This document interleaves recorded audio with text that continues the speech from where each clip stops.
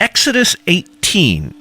Now Jethro, the priest of Midian and the father-in-law of Moses, heard of everything God had done for Moses and for his people Israel, and how the Lord had brought Israel out of Egypt.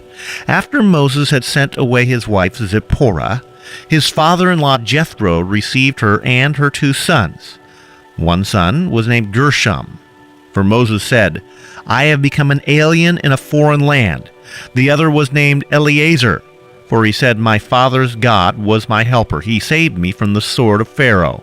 Jethro, Moses' father-in-law, together with Moses' sons and wife, came to him in the desert, where he was camped near the mountain of God.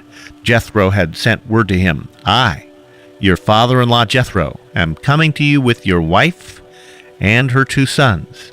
So Moses went out to meet his father-in-law and bowed down and kissed him.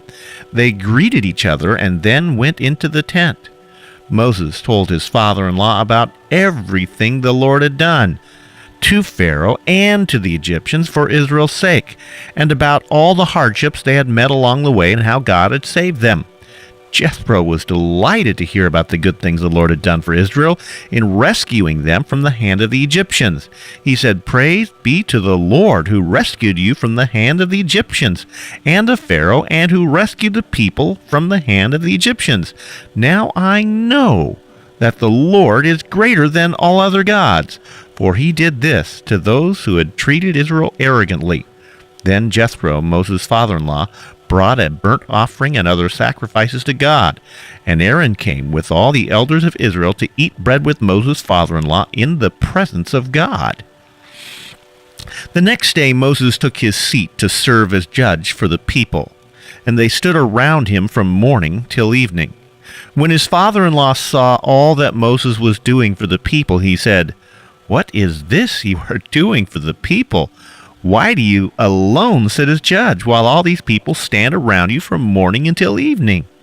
Moses answered, "Because the people come to me to seek God's will.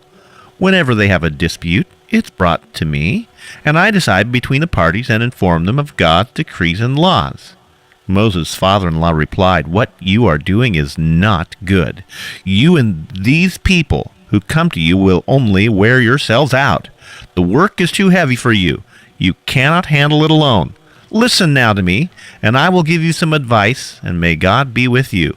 You must be the people's representative before God and bring their disputes to him.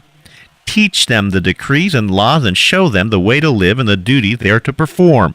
But select capable men from all the people, men who fear God, trustworthy men who hate dishonest gain, and appoint them as officials over thousands, hundreds, 50s, and 10s. Have them serve as judges for the people at all times, but have them bring every difficult case to you. The simple ones, they can decide themselves. That will make your load lighter, because they will share it with you. If you do this, and God so commands, you will be able to stand the strain, and all these people will go home satisfied." Moses listened to his father-in-law and did everything he said. He chose capable men from all Israel and made them leaders of the people, officials over thousands, hundreds, 50s, and 10s. They served as judges for the people at all times. The difficult cases they brought to Moses, but the simple ones they decided themselves. Then Moses sent his father-in-law on his way, and Jethro returned to his own country.